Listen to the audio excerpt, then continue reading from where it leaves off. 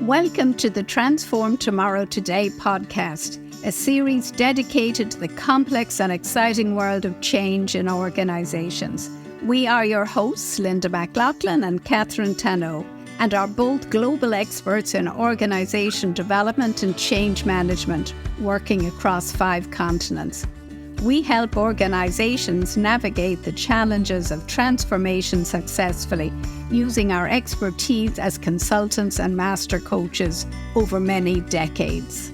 In this podcast series, we invite leaders who are at the forefront of transformation to share their own stories and reflect on the lessons learned with changemakers like you.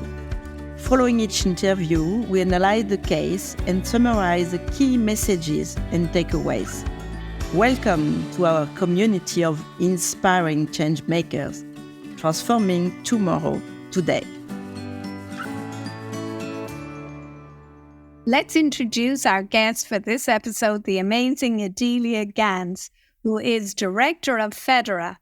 Fedora is known as the world's largest opera and dance competition and a leading European philanthropic organization.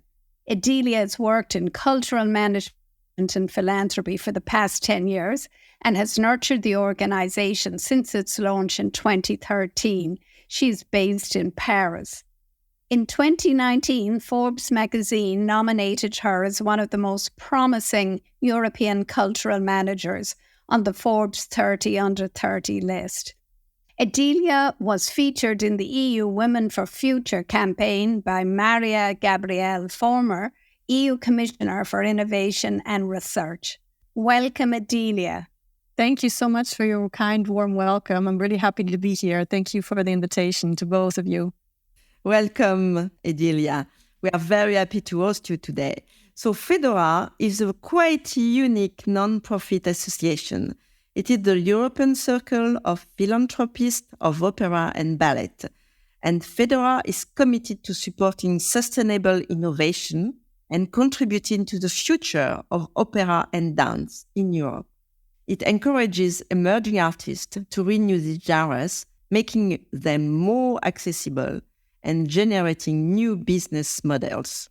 Fedora has a portfolio of 113 opera houses in Europe and beyond.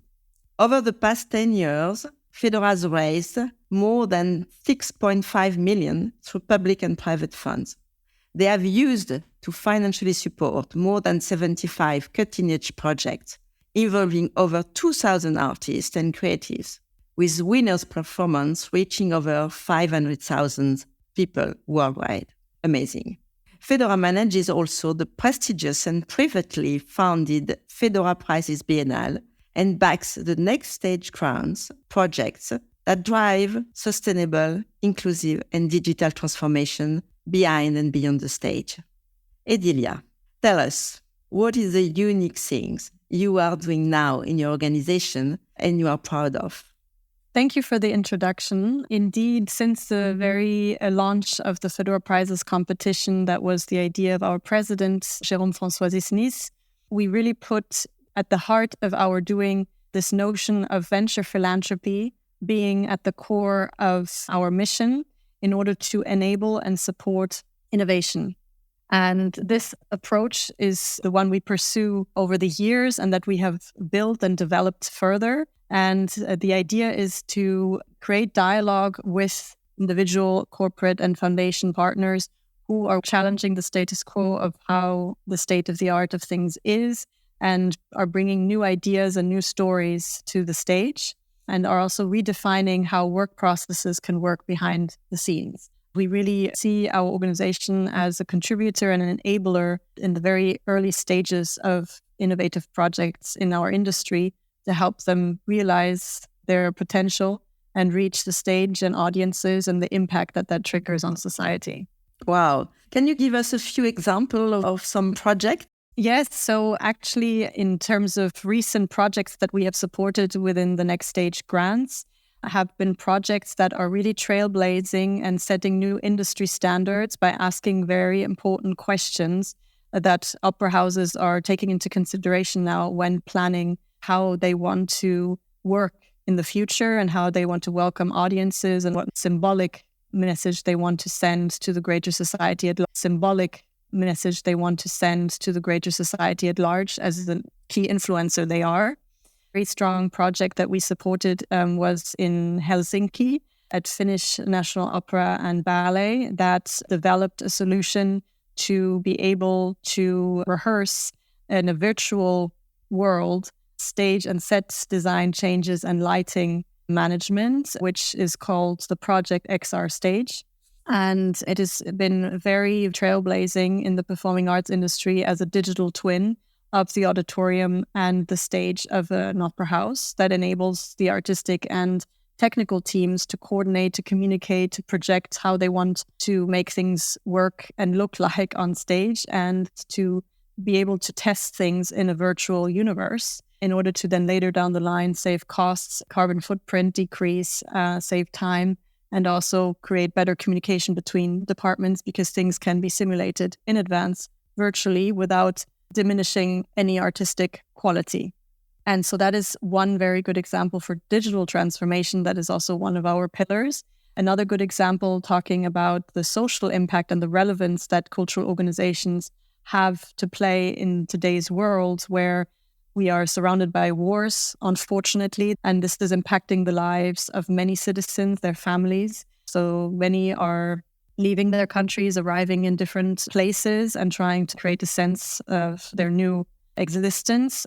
A very admirable initiative in Poznan in Poland was very generous last year at the outbreak of the war in Ukraine to welcome refugee artists who arrived in their city and to offer them the possibility to take part in artistic workshops or dance classes and to welcome these people who needed a restart and to be able to continue their activity. And based on this experience, the Opera House went a step further and realized that actually the opera industry needs a best practice guideline on how cultural organizations can equip themselves and set themselves up for the future if ever there are again the necessity to take in people in a very short period of time who have gone through trauma or very difficult experiences, and how to prepare their own organization, their colleagues and staff members to welcome people in the most convenient and best conditions, and to give also these artists who are in need of a new perspective, a sense of hope and care and protection. So they're developing guidelines that will then create new industry standards and inspire other opera houses to follow. So that shows also the social impact aspect of the work that we try to support. And of course, there's a great chapter that we are very interested in advocating for, which is the responsibility of opera houses and dance companies in regards to their carbon footprint and all the activities that are done in order to be more eco-friendly in their work. There's been a project in the Opera House in Leipzig and the Opera House in Reykjavik in Iceland that they have both worked together to develop standards on how all along the value chain of the production process of costumes, the carbon footprint can be decreased, and how strategic way of thinking and planning can be adjusted in order to decrease this impact that these departments can create by making different choices all along the value chain and by training teams and creating awareness about how they can work differently, maybe in the design and conception phase to the production phase, and then maybe also in the recycling and stocking of the costumes, and how they can also be reused maybe in another production. So that gives you an idea of the behind the scenes help that we supply and how relevant these topics. I love those examples, Edilia, how the performing arts can support migrants, for instance, how you're embracing digital transformation, and indeed the whole issue of sustainability that other industries and sectors are grappling with. So after 10 years of leading the organization, what are you most proud of? What is the achievement that you would say is kind of a real milestone for you? I believe that since the beginning, our efforts and energy was always geared towards creating a spirit of collaboration, nourishing conversation, dialogue, and advocating for new and innovative ideas. And I think this whole sense of creating a community and an ecosystem with different types of stakeholders, with on the one side, the cultural organizations and artists, but also the audiences and the private donors and also public contributors from, for instance, the European Commission's Creative Europe program, creating this ecosystem around a platform that is the showcase of the future of what an art form can hold is, I believe, the value of the work that we have been doing over the last 10 years.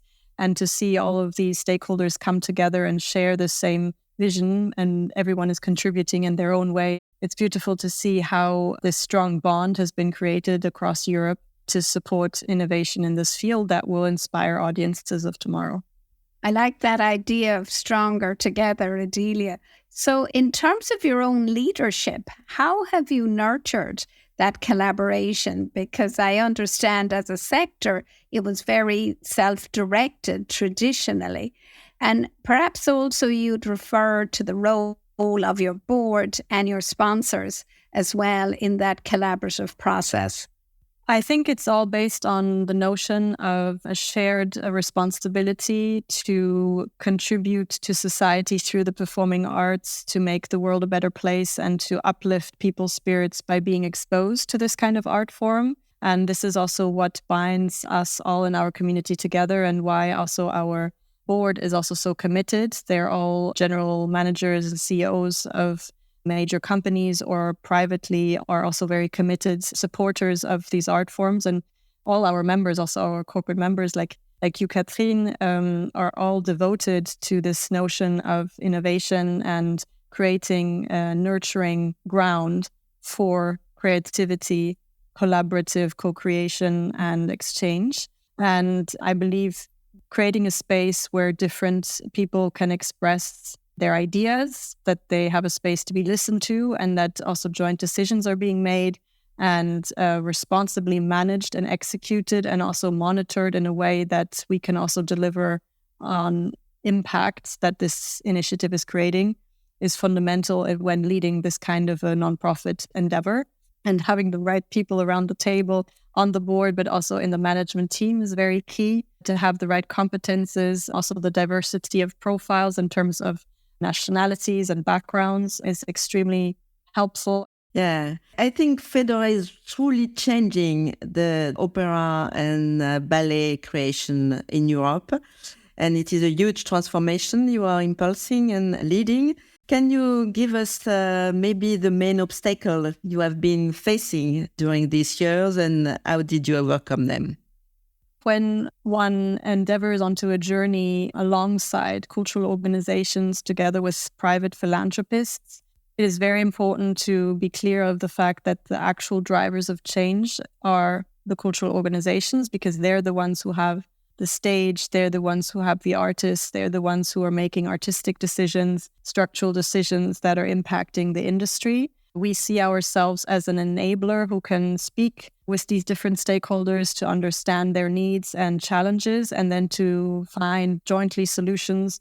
It has always been a joint venture, also around our prizes competition and everything that we also offer in terms of capacity building. It has been developed together with our partners such as Opera Europa, the IMZ, Resio, and other expert partners who are now helping us on capacity building strands, for instance, on inclusion with BPI or sustainability with the Aktionsnetzwerk Nachhaltigkeit and also with the IMZ for the digital transformation element. So I would say embarking on such a journey is only possible in partnership and in trust and collaboration, thanks to the support of the international consulting company Kearney. They conducted a pro bono market study to understand where the sector actually stands. So where it stood 2 years ago in terms of sustainability, inclusion, and digital transformation. And this study that was conducted with 100 opera companies all over Europe revealed that there is definitely a desire of the industry to move forward and contribute on these different areas of impact. However, the main challenge is the lack of funding for these kind of initiatives, because they also require a certain amount of time and resources and investments if you're changing physical things also in the building or hiring specific personnel to drive certain initiatives. And so funding is one key challenge. And of course, the access to knowledge to drive change proactively from inside an organization is very much linked to human resources, time and knowledge. So that was the second big need that was expressed through the study that it would be helpful to provide opera house professionals with access to specific knowledge that they can then reuse within their organization to prepare decision-making processes of general management, to get inspiration from best practices. These two needs, funding and knowledge, is what the Next Stage initiative is focusing on.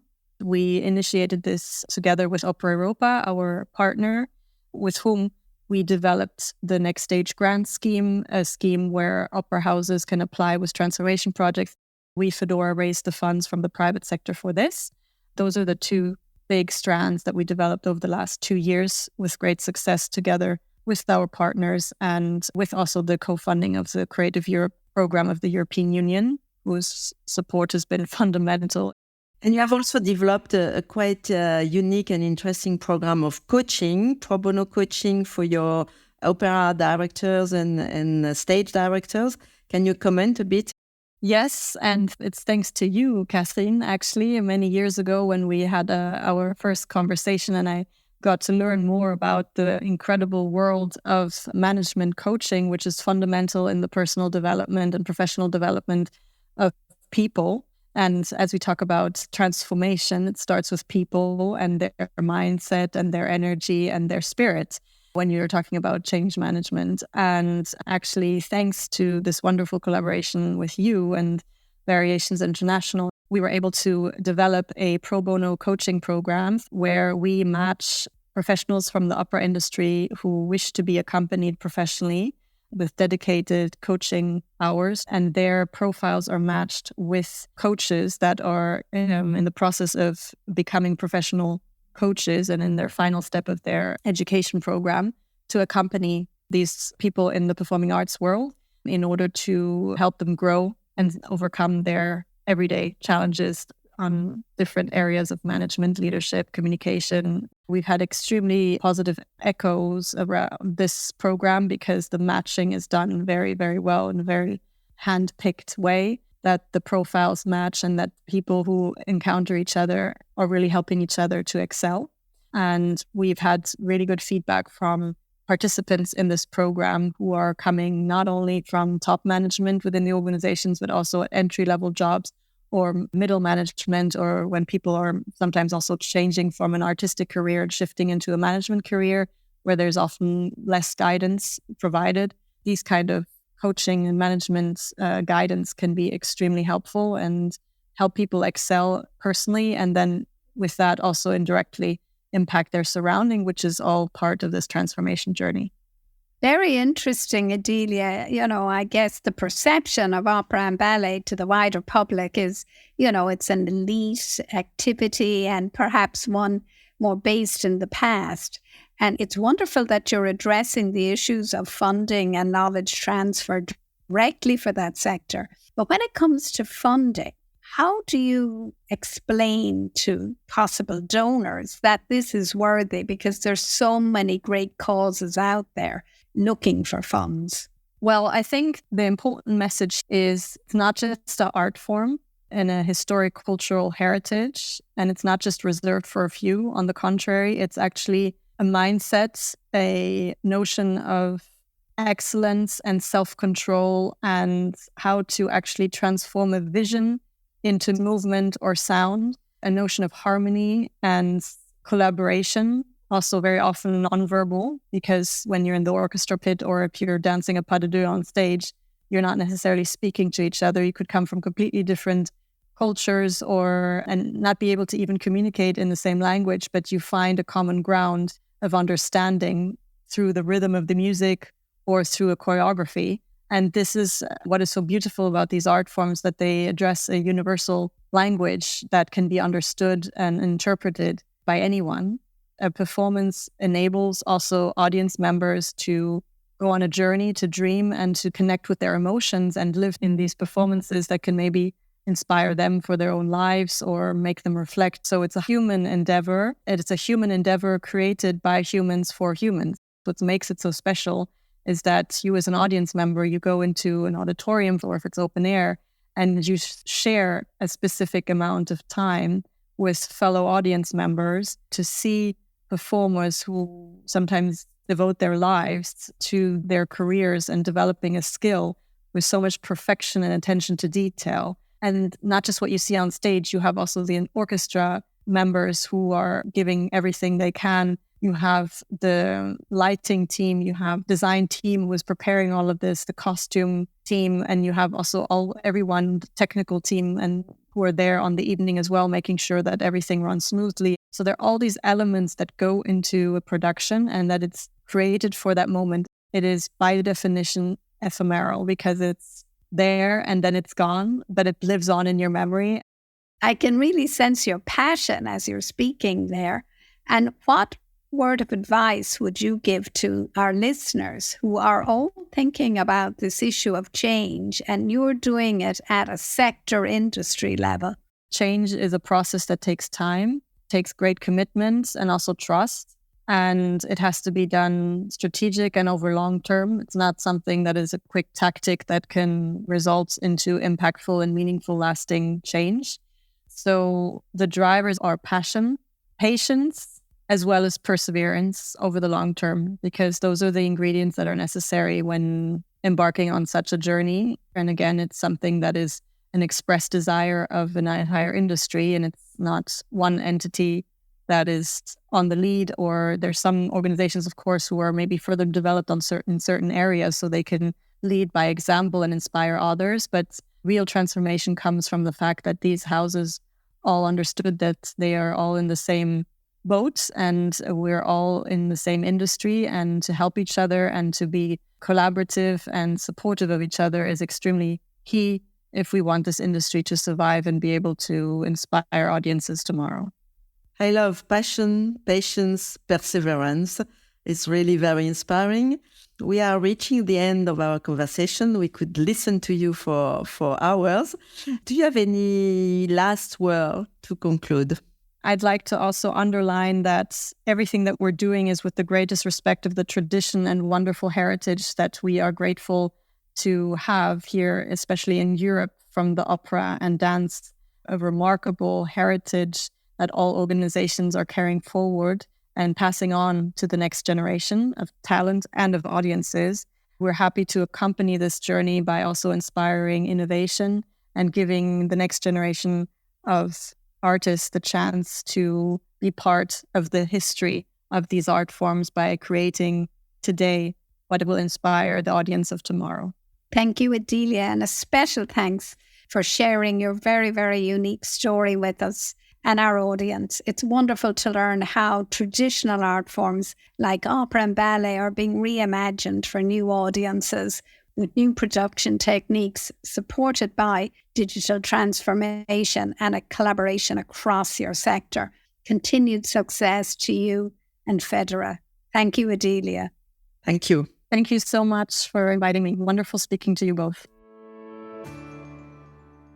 This was a really interesting case study, Catherine, because it wasn't just at the level of the organization, but what Fedora is trying to achieve is change right across the sector. And again, when you think of the opera and ballet and dance sector, it's not one that you think of in the context of modernity and change first and foremost, because it's steeped in tradition. And I think for many people, it's seen as a bit elitist, perhaps, or very niche area. And I think it was so inspiring that they were looking to transform their sector so that they could keep the tradition, but repackage it to kind of appeal to younger and future audiences, and also enhance the experience for new artists coming into the system. And I think it was the depth of and the breadth of that change that was really, really inspiring. It is also amazing to see that they are really acting as an enabler and a true game changer, using philanthropy, funding, learning, collaboration, pro bono coaching, and driving change through all these means, boosting cooperation also and trust building. What I found interesting is the innovation spirit they are spreading among traditional sector of opera and theater houses in Europe, supporting change and the way artists and opera houses operate. The good example was how they finance a rehearsal in the virtual reality with 3D staging using technology and driving a digital transformation. It's really amazing. Yeah, and I thought that virtual staging was amazing because it reduced a lot of cost. It reduced the carbon footprint in terms of them having to open up opera houses, heat them, bring the artists traveling, where they could rehearse from the comfort of their own home and yet get all the same experience as if they were there together. Yeah, that was pretty groundbreaking. The innovation linked a lot to the sustainability and again, even the idea of costumes, which is integral to any performance. And how can we make costume design and making more sustainable? How can we reuse costumes? How can we recycle them for other purposes? How can we source materials locally? How can we be more strategic around the design of those costumes? There was 2 houses in Leipzig and in Reykjavik spearheading that, but then they were creating a kind of know-how guide for all the opera houses to share. I love that they were always looking for the transfer of knowledge from those pilot sites. The other thing that struck me was that they had done market research and that big opera houses said, yes, we want to be sustainable. Yes, we're open to change. And yet they identified the biggest barriers were funding and know-how.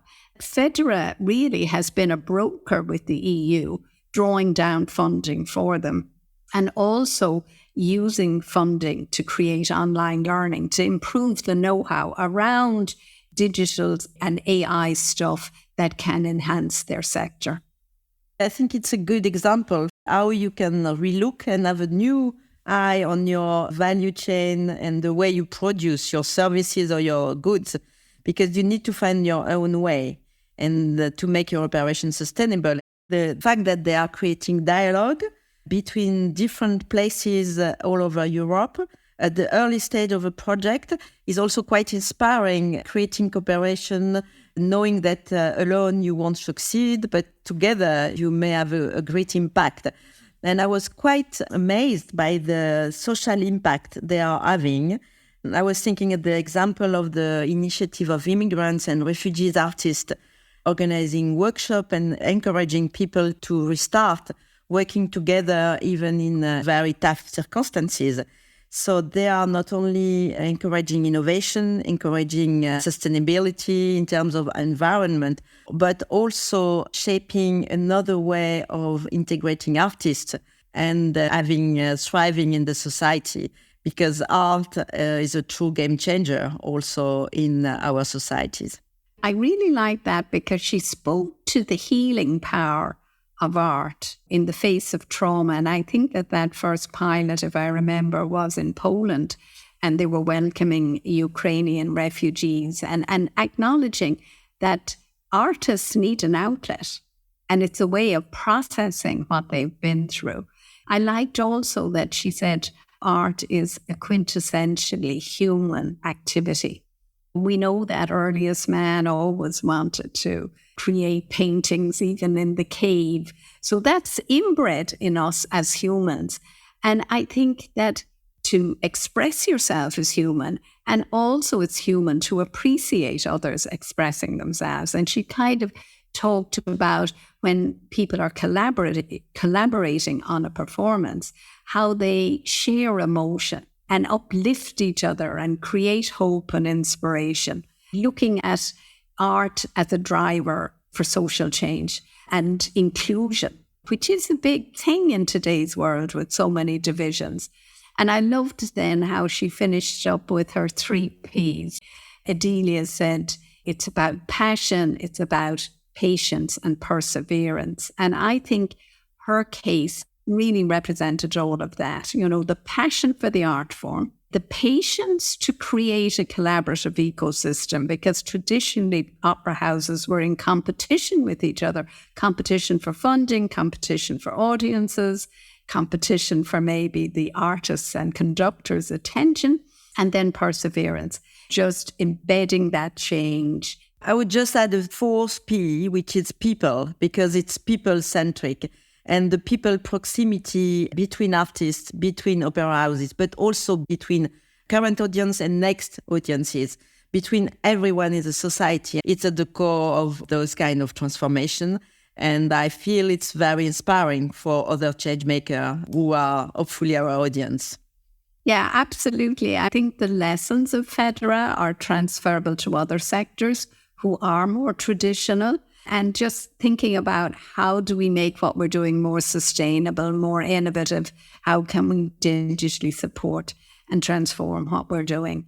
So great lessons for, I think, all change makers, as you say, Catherine.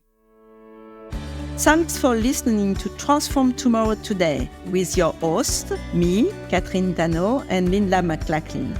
Again, our gratitude to our amazing guests for so generously sharing their transformation story. Please follow us on @transformtomorrowtoday.podcast and be sure to download our show notes and tips and strategies on our LinkedIn page @transform-tomorrow-today. Let's join together so we can transform tomorrow today.